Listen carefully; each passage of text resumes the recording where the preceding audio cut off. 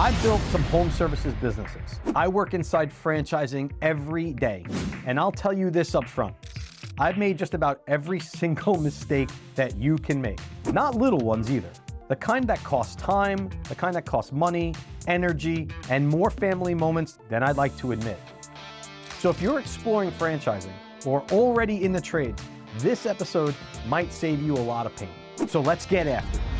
Hi, I'm Peter Kourounis, husband, father of 4, and Chief Growth Officer of a home service franchise system. This channel is about real conversations on franchising, the trades, and building a business that actually lasts. And in each episode, I break down the lessons, the mistakes, and opportunities that I see every day inside of the home services industry so that you can make more informed decisions along the way. Thank you so much for being here, and let's jump right on into it.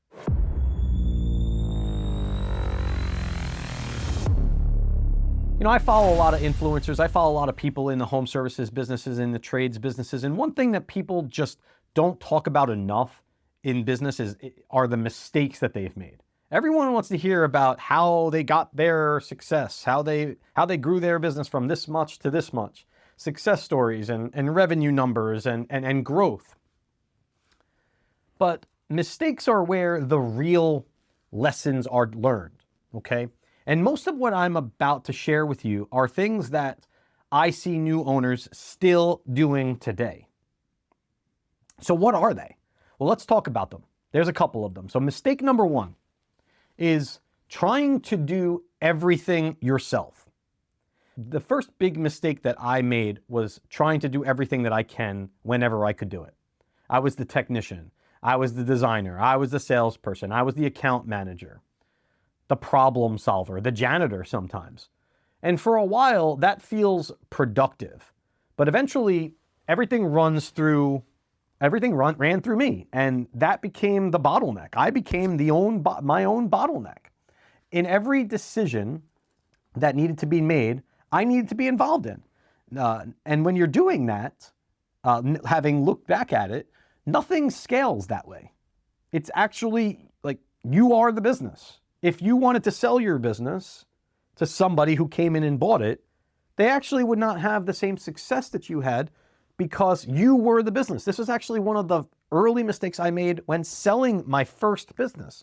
When I sold my first business, I sold this business to a gentleman in the sign and graphics business. And, you know, I sold it for the right reasons. I wanted to grow the franchise, and I was too focused on my own operation. But the person that came in was not me. They weren't the designer. They weren't the account manager. They had to learn everything about it. And that was actually the bottleneck to what was undoubtedly their lack of success. Okay. And just kind of wrap this up, this point is, and what people call hustle, the word hustle is often like just burnout in disguise. That's the way that I'd like to say it. Like looking back, I was hustling. I was like doing everything, but it burned me out. That was the result of all of the time wasted in the business, doing everything, the late nights, the early mornings, the lack of vacations. When I owned my first business, I didn't take a vacation ever. Okay. And that is not what life is supposed to be like as a business owner. It might feel like that at times, but how do you get over that? Well, how you get over that is you have to step away from all of these roles. You have to hire people to be responsible in these seats of your foundational pillars of your business. Mistake number 2 that I made is underpricing. And this is very common in a home services business. I was afraid to lose jobs. I thought that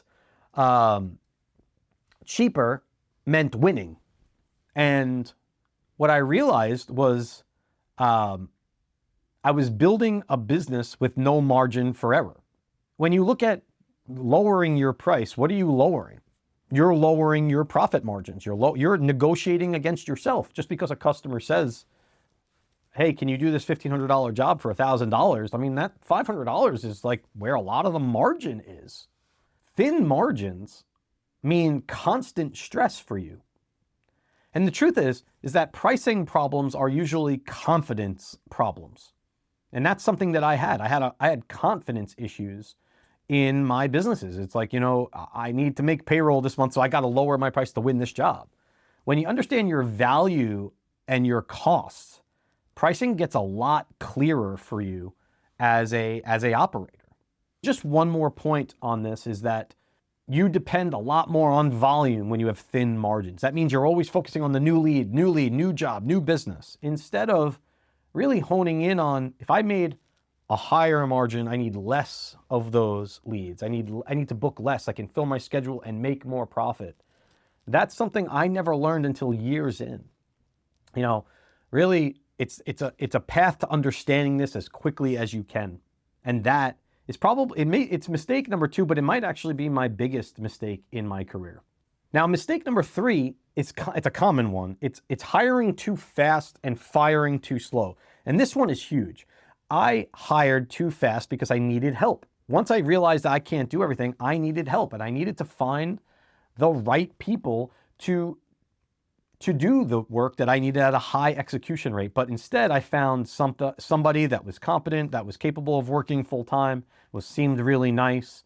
And those mistakes often bit me in the rear end, if you know what I mean. So when you couple that with firing too slow because I hoped things would improve, I realized that one bad hire can drain your energy, poison your culture, slow the entire business down, and keeping the wrong people out of loyalty. That was probably my number one mistake, is that, I really loved the people that worked with me. I thought you put our shoulders to shoulders together, and it's like, all right, we're in the trenches together. Let's get this done.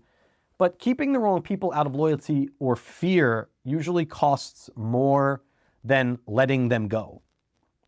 And in some cases, letting them go could be the best thing for them. And I've had a lot of employees in the past say to me, like, they moved on to bigger and better things, opened up their own businesses, took the things that they learned while working with me and gone on to new good things for themselves.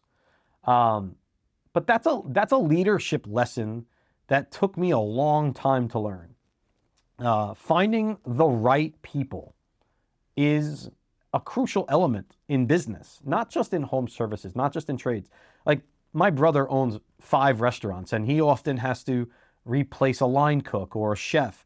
And those, you can find a chef, but can you find the right chef? And can you find the right line cook, the one with the right mindset? Or in this case, as I later learned, is like, hey, I'm looking for energy. I'm looking for that A+ mindset in almost every interview that we do. And we'll talk about the interview process in other episodes. But I think that this is very important for you to understand, that the right person versus just a body is going to do amazing things for your business, no matter what business it is that you decide to get into. Now, mistake number 4 is ignoring systems. See, this was another mistake that I've made, because systems cost money, and the right system can cost a lot of money. But there are if you have a business that has no clear processes, no written expectations, no consistency, and when you don't have these systems, everything just feels harder than it needs to be. Your team can't read your mind, okay? And without this structure, without processes, without these workflows, accountability disappears. And that's something that, as a segue, we'll talk a little bit more about. Like how franchising can help with this, but having systems in your business is system critical. And,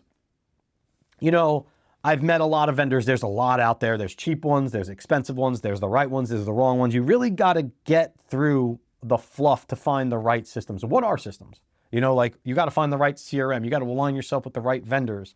You got to align yourself with the right financing suppliers. You got to align yourself with the right HR firm. Marketing. Oh my God, marketing. I could talk forever about marketing vendors. They are a dime a dozen. You got to find the flower through the weeds when it comes to that sort of thing. But infrastructure, your flywheel. How do you keep the engine moving so that it doesn't need you to run?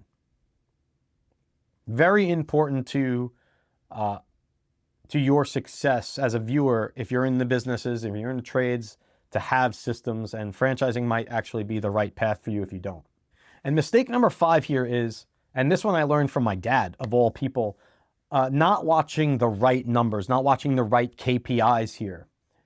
You see, for a long time, I thought being busy meant being successful, but it doesn't. Busy doesn't equal profitability. So if you're not tracking close rates, average ticket, labor efficiency, lead sources, you're just simply guessing. And guessing is expensive.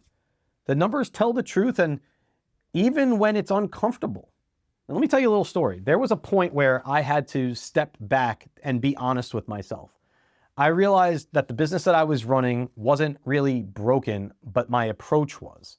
And once I started fixing pricing, hiring, my systems, and accountability for everything had changed, that's when my growth really started to happen.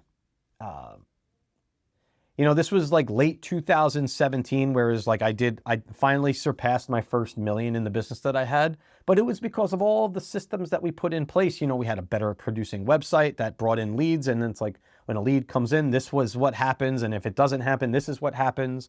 Zapier was a big thing to that as well at the time, but now with the advantages of AI, creating systems is easy, but it's also complex because it's time consuming. And you can get it wrong. Like, I talk to people all the time. If you get 10 leads, and this is a very important one aspect of systems, but if you get 10 leads and you book 5 of them, what happens to your other 5? And a lot of times when I ask that question, people are like, I don't know. I just paid for the lead and I wasn't able to book them. Well, that's money spent. And what are you doing with that contact information? What do you want to do with it? You got to think. And then you got to create the process for what happens if they do book. What happens if they don't? Where do they go? And we'll talk about more of this in the future, but this is what I'm talking about, having the right systems. And if you don't invest in them or in a franchise that already has them established, it could be the downfall of your business. Okay, so I'm going to leave you with this final note. You see, mistakes are part of the process, but they do not have to be yours. You see, this YouTube channel exists to talk about what actually works and what doesn't. So I hope you learned something here today. Thank you so much for watching. But in this next episode, I'm going to answer the question I get more than any other. And that's, how much money do home service franchise owners really make? So you might want to stay tuned for that. Thank you very much for watching, and I'll catch you on the next one. Thanks for spending a few minutes with me on the Franchise Builder. If you got any value from this, make sure to like the video, subscribe to the channel, and turn on your notifications so that you don't miss any future episodes that I'm going to drop. Because I release new, brief videos regularly covering franchising, the trades, and what it really takes to build a business that lasts in this industry. Thank you for watching the Franchise Builder, and I'll see you on the next episode.